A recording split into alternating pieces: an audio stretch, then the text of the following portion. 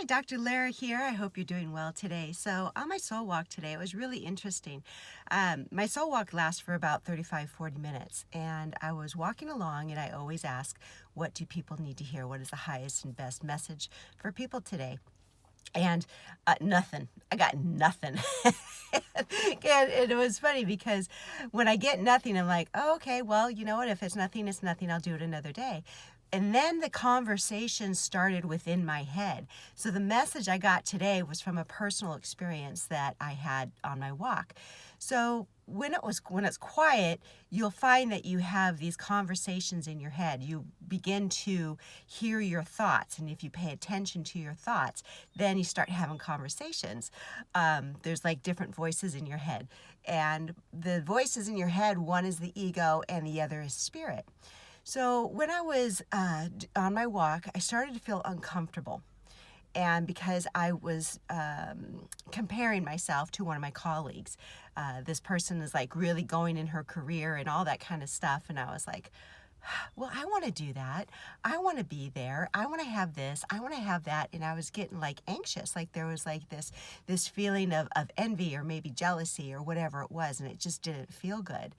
And I was like, okay, I'm not going to push it down. I need to acknowledge this. I need to acknowledge that I'm feeling this way. So I said, yeah, I'm feeling frustrated and it's okay. And I allowed myself to feel it and be okay with it and not judge it. So what came through after that was my soul.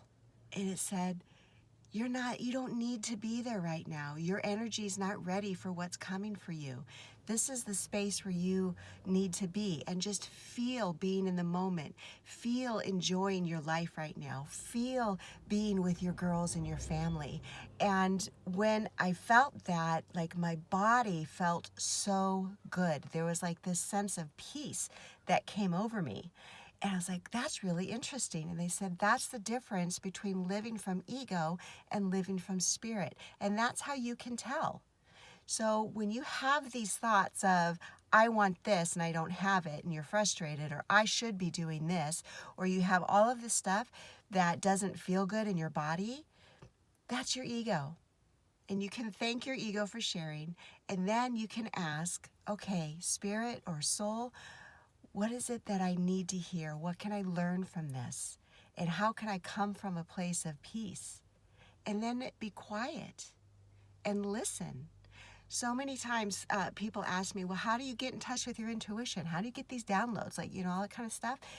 It's because I spend time listening. So when we're so busy being busy, or watching Netflix, or shopping, or drinking, or whatever it is, or spending time trying to help everybody else, we don't spend that time with ourselves, which is the most important relationship. So when you are in quiet, that's when you can hear the wisdom. That's when you hear it. So I hope that helps. Living from ego, living from spirit, that's how you can tell when you feel it in your body. And be quiet enough so you can hear what is being said to you. It's self-awareness. So I hope that helps. If you haven't already, go ahead and go to my website, drlararomero.com, and there's a free gift for you about living life on your terms. It's an ebook. It is awesome. Not because I wrote it, but it's like there's a lot of tidbits in there that can really help you learn to live life on your terms and not fall victim to other people or circumstances. So go ahead and check that out if you feel called to, and I hope you have a beautiful, beautiful day.